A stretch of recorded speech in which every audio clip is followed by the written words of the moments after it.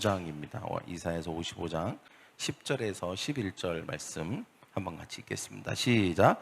이는 비와 눈이 하늘로부터 내려서 그리로 되돌아가지 아니하고 땅을 적셔서 소출이 나게 하며 싹이 나게 하여 파종하는 자에게 종자를 주며 먹는 자에게는 양식을 줌과 같이 내 입에서 나가는 말도 이와 같이 헛되이 내게로 되돌아오지 아니하고 나의 기뻐하는 뜻을 이루며 내가 보낸 일에 형통함이니라. 아멘. 기도하겠습니다. 사랑의 주님, 우리를 주님 앞으로 인도하여 주시니 감사합니다. 하나님을 예배하고 또 말씀을 들을 때에 그 말씀이 이해되게 하시고 그 말씀이 믿어지게 하시고 그 말씀을 내 삶에 적용함으로 승리와 열매가 우리의 삶에 있게 하여 주시옵소서. 우리가 이 말씀을 들을 때에 집중하게 하시고 진지하게 말씀을 받아들일 수 있도록 성령님 우리를 도와 주시옵소서. 예수님의 이름으로 기도합니다. 아멘. 오늘 말씀 제목 한번 읽어볼까요? 시작. 하나님의 말씀은 보낸 일에 반드시 형통함을 이룬다. 하나님의 말씀은 보낸 일에 반드시 형통함을 이룬다라는 말씀입니다. 많은 경우 자신의 처지나 형편이 보잘것없이 느껴져서 하나님께서 자신을 선택하셨고 부르셨다는 사실을 잊어버립니다. 사단이 가장 주의를 기울여 하는 일 중에 하나가 바로 이것이라고 생각합니다. 자기 자신을 그래서 작게 여기죠. 또 하나님의 관심 밖에 있다고 여깁니다. 처음부터 그러지는 않죠. 처음에는 하나님이 자기를 부르셨다, 선택하셨다, 나는 하나님의 특별한 사람이다 이렇게 여기지만 우리가 살면서 여러 가지 어려움을 당하거나 뭔가 계획했던 것이 잘 안 되거나 또 우리의 삶에 힘겨운 일이 있을 때 오랫동안 좋지 않은 상황이 이어질 수도 있겠죠. 또 계속 반복되는 어려움과 희망이 몇 번에 걸쳐서 꺾일 때, 그 시간들이 우리에게 있을 때에 또 그것이 경제적으로 또는 가정적으로, 관계적으로 또 사역적으로도 마찬가지입니다. 어려움이 있을 때에 그래서 우리의 삶에 어떤 장벽이 느껴질 때 저도 그런 것을 많이 느낀 적이 있습니다. 목회적인 차원에서 하나님이 제가 개척할 때에는 엄청나게 큰 비전을 주셨어요. 셀 수 없이 많은 사람들을 영혼을 얻는 네 교회가 그런 너의 교회가 그런 교회가 될 것이다. 또 이사야서 41장 말씀 15절 말씀처럼 새 타작기가 돼서 수없이 많은 영혼을 거두게 되고 추수하게 되는 새 추수, 새 타작기교회가 같아요. 그래서 제가 원래 이름을 새 타작기 교회라고 지으려고 했답니다. 우리 와이프가 극구 반대했거든요. 그 이상하다. 아니면 영어로 하면 안 될까? 뉴 하베스트 교회? 새 추수 교회? 그것도 이상하다. 그래서 우리 사모님의 극구 반대 때문에 이제 이름을 이렇게 졌지만 그렇다고 해서 우리의 정체성이나 우리의 목표가 그렇지 않다는 것은 아닙니다. 할렐루야? 네. 그래서 제 개척할 때는 엄청나게 큰 꿈을 주셨지만 그 꿈을 이뤄 가는 과정이 지금 이제 엄청 긴 시간이 지났잖아요. 때때로 교인들이 들어오기도 하고 떠나기도 하고 또 어떨 때는 굉장히 답보 상태, 그냥 항상 똑같은, 코로나 때는 더 그런 걸 많이 느꼈습니다. 막 좌절이 되고 지금 성장해야 되고 중요한 때인데 이러고 있어도 되나라고 하는 생각이 들 때도 있고 답답함을 느끼고 성장이 너무 더디기만 한 것 같은 느낌을 받을 때가 있습니다. 그때 작게 느껴지는 거죠. 정말 나를 부르신 게 맞나? 우리 교회의 부르심이 맞나? 우리 교회를 향한 하나님의 비전이 정말 맞는 건가? 저도 인간인지라 현실과 상황을 볼 때 때로는 답답한 상황 앞에서 좌절하기도 하고 답답함을 느낄 때가 있습니다. 오늘 말씀은 이런 우리가 답답함을 느낄 때 어떻게 돌파해야 되는지, 어떻게 그럼에도 불구하고 우리가 그런 와중에서도 우리가 하나님을 믿고 또 하나님의 부르심과 선택에 대해서 의심하지 말아야 되는지에 대해서 오늘 우리에게 하시는 말씀이라고 저는 생각을 합니다. 여러분, 하나님께서는 우리에게 비전을 주십니다. 할렐루야. 네. 그리고 하나님은 우리의 돌파구가 되시는 줄 믿습니다. 하나님께서 우리를 도우시고 은혜를 베풀어 주시면 우리는 모든 것으로부터 벗어날 수 있습니다. 네. 결코 하나님께서 우리에게 주신 비전이나 꿈이 잘못된 것이 아닙니다. 하나님은 우리에게 꿈을 주시고 비전을 주시고 우리를 그 꿈과 비전을 위해서 우리를 선택하시고 부르신 것이 확실합니다. 할렐루야.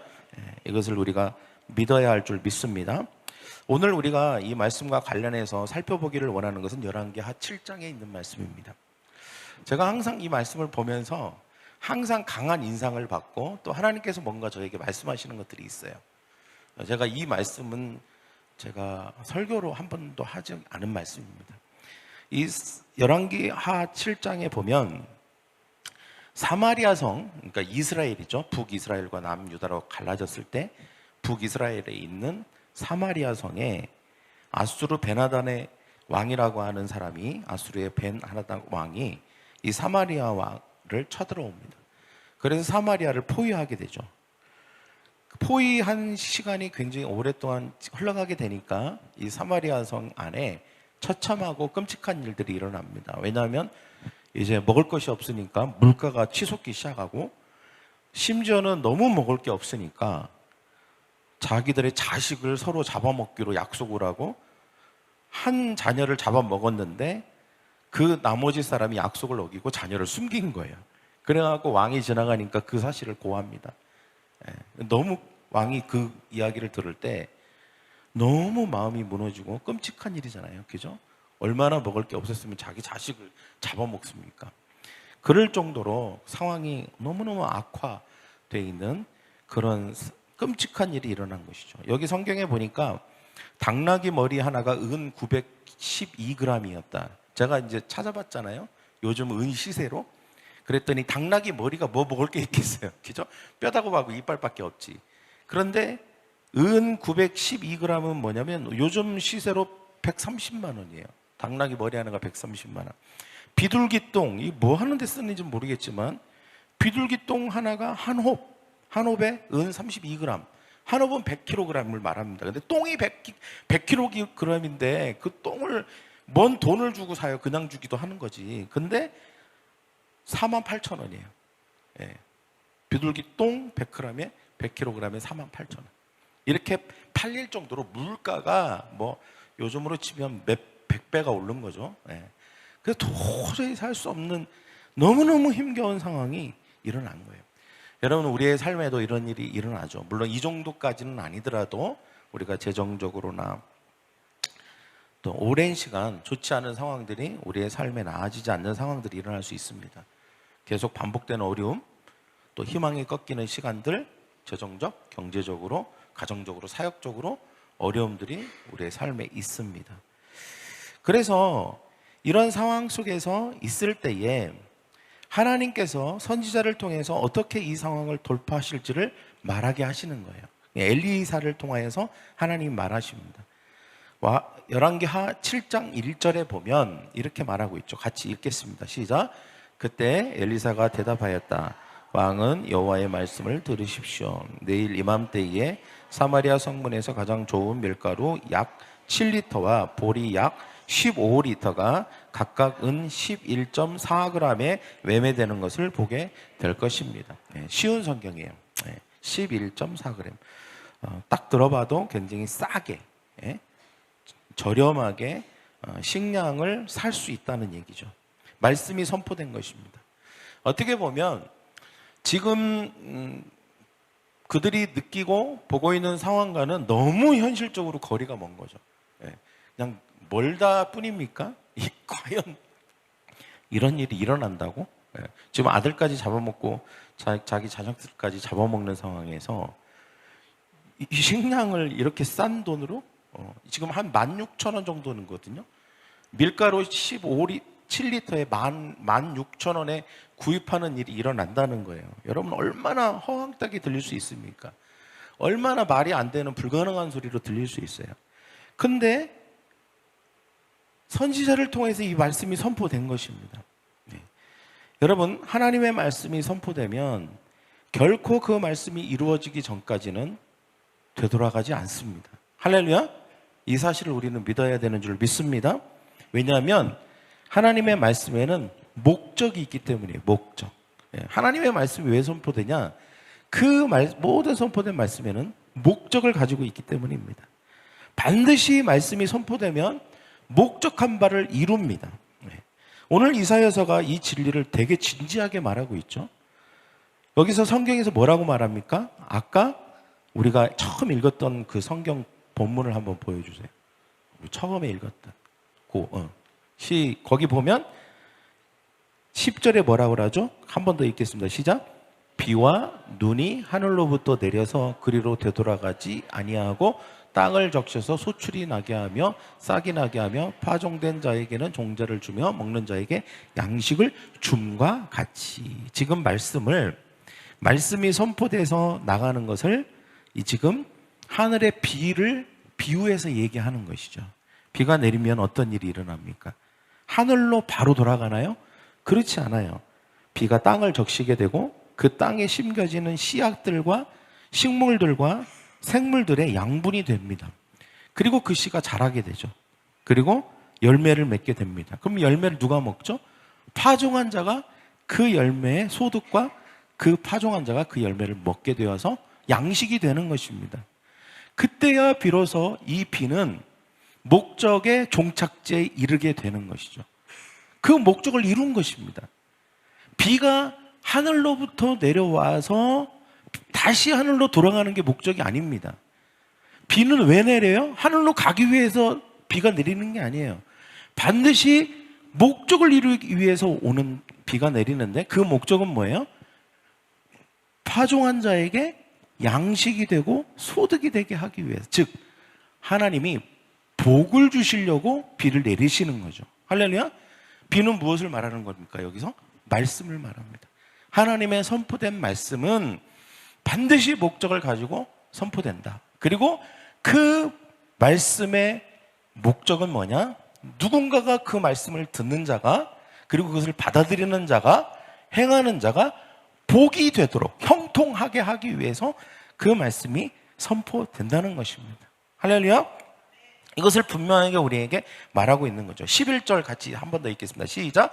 내 입에서 나가는 말도 이와 같이. 이와 같다는 거죠. 아까 지금 예를 들었던 것과 똑같다는 것입니다. 시작. 내게로 되돌아오지 아니하고 나의 기뻐하는 뜻을 이루며 내가 보낸 일에 형통함이라.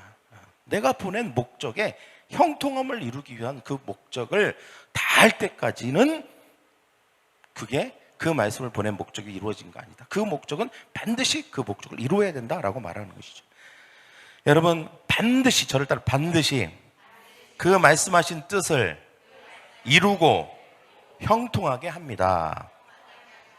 여러분, 하나님께서 엘리야를 통해서 말씀하시죠. 이제 그 말씀은 반드시 형통하는 목적을 이룰 것이다. 그러면서 밀가루 7리터, 보리 15리터가 은 11.4g에 주고받게 매매가 될 것이다.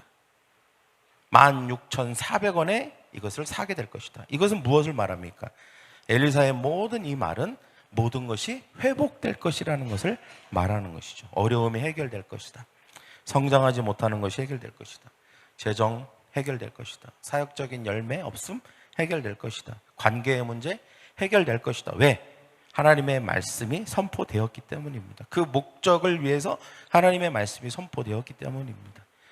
하나님의 말씀은 많은 사람들에게 사실 공평합니다. 때문에 그 말씀은 목적을 이루기까지 사람들의 귀에 들려지게 되는 것이죠.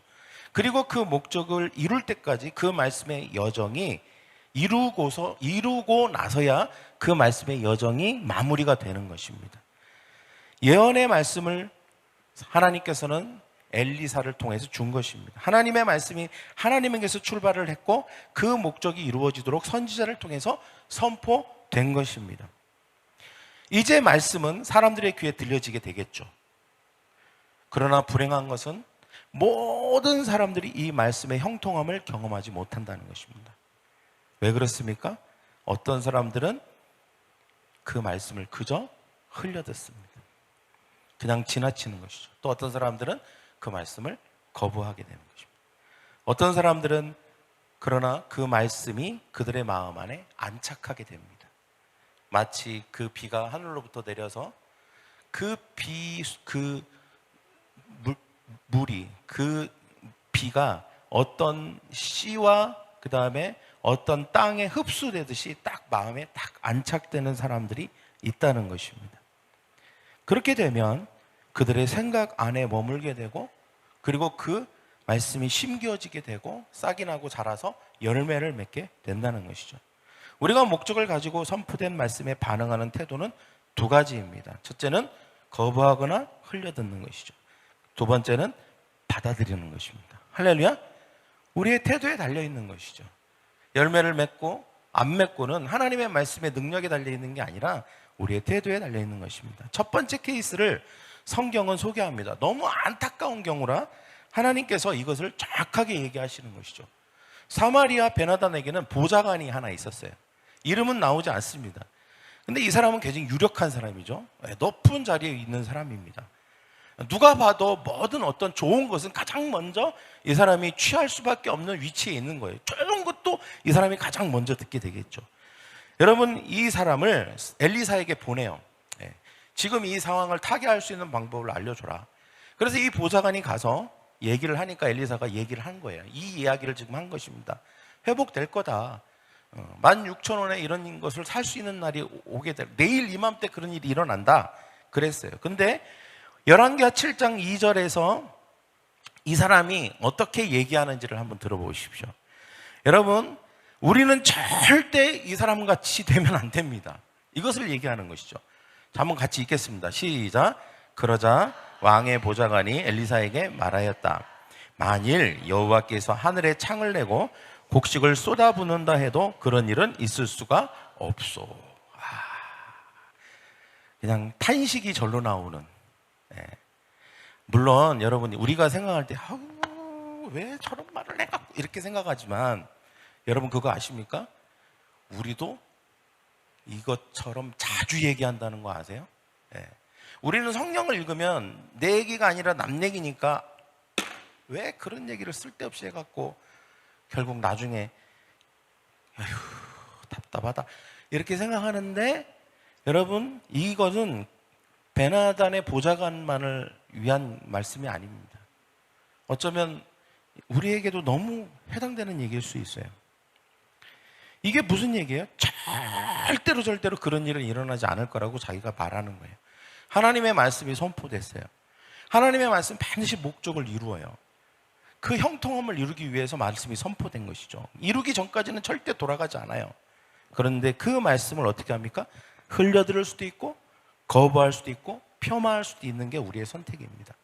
얼마나 많은 사람들이 심지어 하나님을 믿는 사람들조차 하나님의 말씀을 가치 없는 것으로 여깁니까? 하나님의 말씀을 거부합니까? 하나님의 말씀을 믿지 않습니까? 여러분, 얼마나 많은 사람들이 그렇게 합니까? 오늘날 하나님의 말씀의 능력이 나타나지 않는 것은 바로 보좌관과 같은 마음으로 하나님의 말씀을 대하기 때문입니다. 믿지 않거나 거부하거나 그렇게 큰 비중을 두지 않는 것이죠. 그냥 흘려듣는 것이죠. 그때 엘리사가 말합니다. 뭐라고 말하죠? 당신은 그것을 직접 목격하게 될 것이지만 그 어느 것도 먹지는 못할 것이요.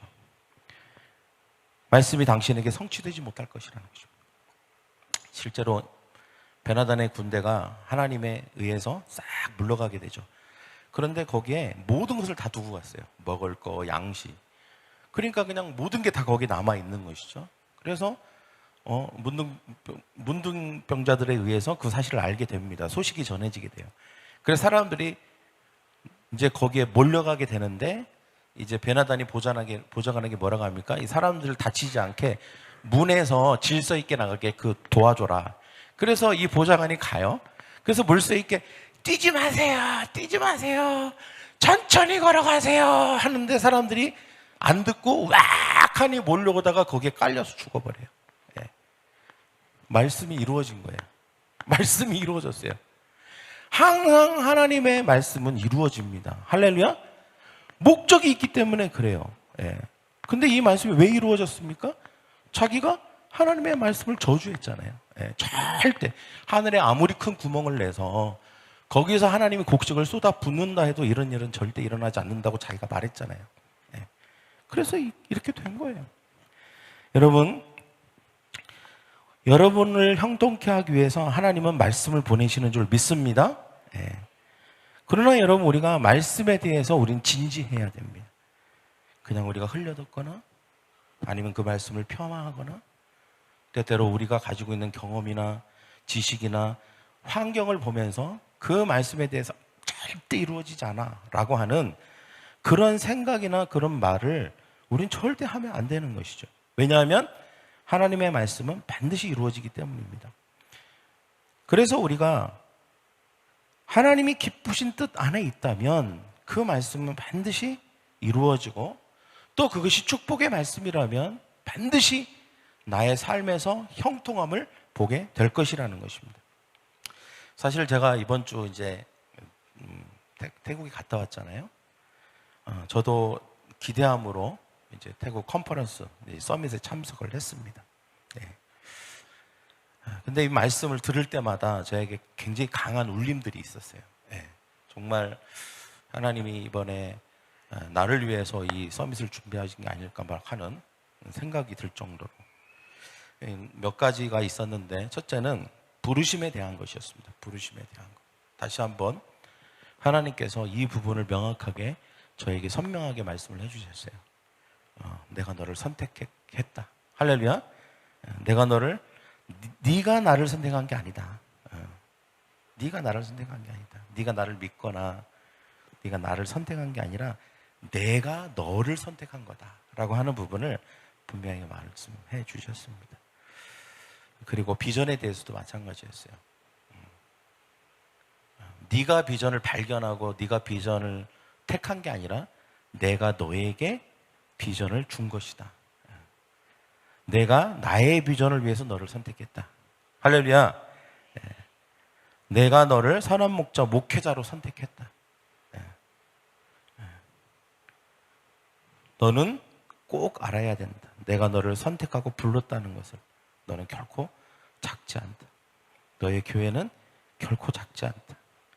내가 선택했고 불렀기 때문에 너는 나의 크기다. 너의 가능성은 나의 능력의 가능성만큼이다. 때문에 내가 너를 통해서 일할 것이다. 이런 마음들을 계속, 이런 선택, 하나님이 선택한 것에 대해서, 하나님이 나를 부르신 것에 대해서, 이 비전과 이 교회로, 목회자로, 하나님의 자녀로 부르신 것에 대한 확신들을 계속 강의마다 주셨습니다. 할렐루야. 그 다음에 두 번째는 영적 가문을 해결하는 것에 대한 것이었습니다. 하나님이 나를 부르신 것 확신합니다. 믿겠습니다. 그러나 주님, 어떻게 하면 하나님이 나를 부르시고 나를 부르시고 선택하셨는데 어떻게 하면 그 부르심과 선택에 맞도록 우리 교회가 또는 제가 하나님을 위해서 뭘 할 수 있겠습니까? 라고 했을 때 하나님께서 목표를 갖는 것에 대해서 말씀을 해주셨습니다. 아까 세자로 목사님 그 얘기했잖아요. 비가 내리지 않으면 가뭄이 있듯이 목표를 갖지 않으면 열매에 있어서, 성장에 있어서 가뭄을 경험하게 된다. 목표는, 하나님이 우리에게 말씀을 하시는 것은 하나님이 우리에게 영적인 목표를 주시는 것이고, 목표를 갖는 것은 마치 비가 내려서 열매를 맺는 것과 똑같은 것이다. 그 말씀을 아까 하셨는데, 그래서 하나님께서 무엇을 원하느냐, 제 마음에도 말씀하셨어요. 강사를 통해서 찬양하는 중에 뭘 원하느냐. 내가 너를 선택했고 내가 너를 불렀는데 그럼 너희 교회와 너는 무엇을 원하느냐라고 말씀을 하셨을 때, 또는 너의 교회에 얼마의 성도가 있기를 원하냐, 얼마의 영혼을 구원하기를 원하냐라고 물었을 때 제가 300이라는 숫자가 떠올랐습니다. 할렐루야. 300이라는 숫자는 계속, 물론 하나님은 저에게 더 큰 꿈을 주셨습니다. 수많은 영혼들을 추수하고 수많은 영혼들을 구원하는 꿈을 주셨어요. 그게 저의 꿈이고 또 우리 교회의 꿈인 줄 믿습니다. 그러나 하나님은 단계적으로 하나님의 비전을 이루어 가신다고 말씀하셨습니다. 그래서 얼마의 성도가 있기를 원해요? 얼마의 영혼을 구원해요? 하나님을 사랑하고 이웃을 사랑하는 사람 몇 명이 있기를 원하냐 했을 때 300이라는 숫자가 떠올랐습니다. 주님, 제가 300명이 필요합니다. 300명이 필요합니다. 하나님을 사랑하고 이웃을 사랑하는 300명이 필요합니다. 지역을 변화시키고 사람들을 변화시키고 싶습니다. 저의 소원도 말했습니다. 제가 마음으로 부르짖었습니다. 주님이 마음에 확신의 말씀을 주셨습니다. 언제까지 그걸 이루기를 원하느냐? 주님, 내년 이맘때까지 이루기를 원합니다라고 제가 말씀드렸습니다. 그때 하나님이 제 마음 가운데 내년 이맘때 300을 이루게 될 것이다, 주님께서 저에게 말씀해 주셨습니다. 할렐루야. 그래서 제가 아멘 했습니다. 할렐루야. 여러분 잘했습니까? 예, 아멘. 내년 이맘때 300을 이루게 될 것이다. 물론 어떻게 하나님이 가르쳐 주실 줄 믿습니다. 할렐루야. 걱정하지 마라. 내가 가르쳐 줄 것이다. 내가 너와 너의 사람들을 가르쳐 줄 것이다. 여러분, 하나님은 하나님의 나라가 강력하게 빠르게 일어나기를 원하시는 줄 믿습니다. 할렐루야. 우리가 생각하는 것은 우리의 프로세스는 모든 것이 다 되게 점진적입니다. 그러나 하나님이 일하는 것은 굉장히 급진적이라는 것이죠. 오늘 하나님께서 사마리아 성을 포위하고 있던 베나닷 군대를 물리친 것은 한 사람씩 자기 나라로 돌아가게 하신 게 아닙니다. 한꺼번에 모든 군대를 다 물리신 것입니다. 할렐루야. 그만큼 하나님의 나라는 굉장히 급진적입니다. 우리가 하나님을 믿을 때, 하나님과 동행하기로 결심했을 때, 그리고 하나님의 말씀을 우리가 마음으로 받아들이고, 맞습니다, 하나님의 말씀은 반드시 그 보낸 일에 형통함을 이룰 것입니다라고 우리가 믿으면 하나님은 급진적으로 일하시는 줄 믿습니다. 할렐루야. 우리의 형편이나 우리가 가진 처지나 상관없습니다. 하나님은 아주 작은 자를 통하여서도 나라를 이루셨습니다. 때문에 여기는 우리 모두를 통하여서 하나님이 우리에게 말씀하신 것을 반드시 이루어 가실 것입니다. 우리가 해야 할 일은 믿는 것뿐입니다. 믿는 거예요. 그리고 그 믿음에 맞게 우리는 함께 하나님과 보조를 맞추는 것입니다. 할렐루야. 그러면 하나님은 기적을 일으키실 줄 믿습니다. 형통함을 일으키실 줄 믿습니다. 그래서 여러분, 우리는 하나님께 선택을 받았습니다. 여러분의 개인적인 삶에도 마찬가지입니다. 여러분의 개인적인 삶이 어떤 상태든 상관없이 하나님이 여러분의 개인과 가정과 여러분의 미래를 위해서, 자녀를 위해서 하나님 반드시 형통함의 말씀을 주십니다. 그때 우리는 그 말씀을 믿음으로 받아들여야 합니다. 할렐루야. 물론 그것이 좀 지연될 수도 있습니다. 시간이 걸릴 수도 있죠. 그러나 우리가 인내함으로 그 말씀을 꼭 붙들고 나아가면 그 말씀은 반드시 그 목적을 이루게 될 줄 믿습니다. 할렐루야. 네. 그래서 여러분, 저를 따라해 보실까요? 하나님은 말씀하신 것을 반드시 이루시는 분입니다. 여러분, 우리 교회를 통해서도 반드시 말씀하신 것을 이룰 거라고 저는 믿습니다. 할렐루야. 여러분, 이 하나님께서 말씀하신다는 것을 믿는 분들 한번 손을 들어 주시겠습니까? 할렐루야. 그 손을 가슴에 한번 얹어 보십시오. 그리고 저를 따라서 한번 기도해 주십시오. 하나님, 믿습니다. 하나님이 말씀하신 것은 반드시 이루어진다는 것을 믿습니다. 반드시 그 말씀의 목적이 형통함을 이룬다는 것을 믿습니다.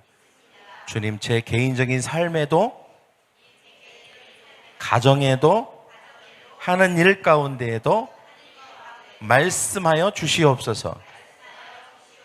그리고 그 말씀을 보낸 것에 형통함을 보도록 하여 주시옵소서. 그리고 우리 교회 가운데에도 하나님이 말씀하신 것에 형통함을 보도록 도와주시옵소서. 하나님이 말씀하신 것이 반드시 이루어질 줄 믿습니다. 감사합니다.